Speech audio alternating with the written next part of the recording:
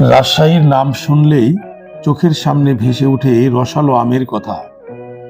কিন্তু সময়ের সাথে সাথে এই মাটিতে এখন ফলছে বিদেশি সব ফল। আজ আপনাদের নিয়ে এসেছি চারঘাটের এক দিগন্ত জোড়া স্ট্রবেরির বাগানে। দেখুন, সারি সারি মালচিং পেপারের ভিতরে থেকে উকি দিচ্ছে টকটকে লাল স্ট্রবেরি।